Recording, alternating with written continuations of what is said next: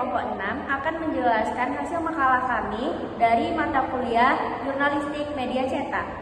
Yang pertama akan dijelaskan oleh Saudari Indah. Terima kasih Saudari Cici.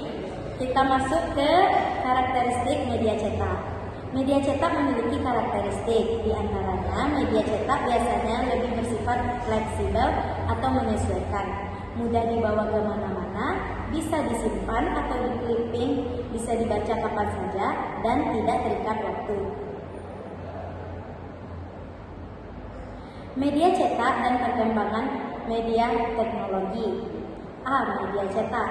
Media cetak adalah suatu media yang statis dan mengutamakan pesan-pesan visual. Media ini terdiri dari lembaran dengan sejumlah kata, gambar atau foto dalam tata warna dan halaman putih seperti televisi dan radio dalam jajaran medium penyiaran. Fungsi utama media cetak adalah memberi informasi dan menghibur. Yang termasuk media cetak adalah koran, majalah, dan tabloid. Daftar perusahaan media cetak Indonesia yang tutup yaitu Koran Sindo, Harian Republika, Majalah Bombi atau Balita, Tabloid Nova, Majalah Bombi SD, Majalah Bobo Junior. Baiklah, selanjutnya saya akan menjelaskan macam-macam media cetak. Yang pertama, itu ada surat kabar. Surat kabar adalah terbitan yang ringan dan mudah dibuang, biasanya dicetak pada kertas berbiaya rendah yang disebut kertas koran, yang berisi berita-berita terkini dalam berbagai topik. Selanjutnya, koran.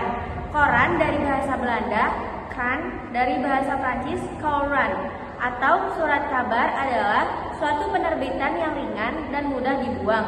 Biasanya dicetak pada kertas berbiaya rendah yang disebut kertas koran, yang berisi berita-berita terkini dan berbagai topik. Sebagai media massa, fungsi surat kabar atau koran adalah membuat masyarakat tertarik dan tergerak untuk berbuat atau tidak melakukan sesuatu hal. Fungsi ini dijalankan melalui pemberian informasi atau berita. Selanjutnya, majalah. Majalah adalah penerbitan yang dicetak menggunakan tinta pada kertas, diterbitkan berkala, misalnya mingguan, 2 mingguan, atau bulanan. Majalah berisi bermacam-macam artikel dalam subjek yang bervariasi, yang ditujukan pada masyarakat umum dan tertulis dengan gaya bahasa yang mudah dimengerti oleh banyak orang. Dan yang keempat yaitu tabloid. Tabloid sebenarnya adalah istilah suatu format surat kabar yang lebih kecil dari ukuran standar koran harian.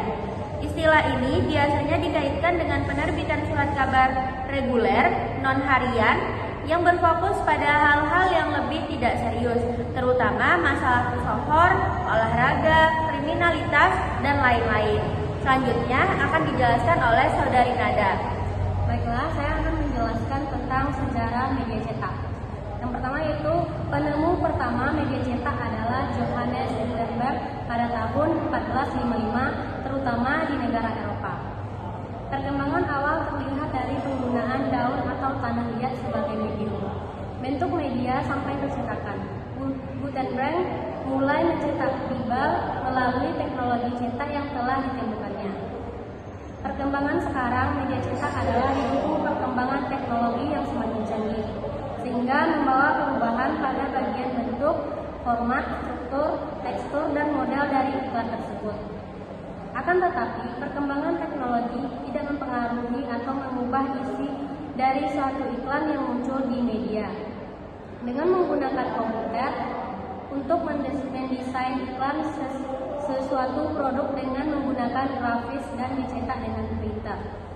Perkembangan teknologi media cetak yang berkaitan dengan perkembangan media cetak itu sendiri seperti munculnya majalah, koran, surat kabar yang isinya tentang artikel yang bertemakan politik, kesenian, kebudayaan, kesusastraan, opini-opini publik, dan informasi tentang kesehatan dapat mewarnai kehidupan masyarakat. Surat kabar atau yang biasa disebut koran adalah salah satu media cetak jurnalisme di mana isinya memuat artikel-artikel tentang seputar informasi-informasi atau berita tentang seputaran kehidupan manusia. Adapun majalah yang terbit zaman dulu dan masih tetap sama isinya dengan majalah sekarang. Itu karena kepercayaan masyarakat terhadap media cetak tersebut.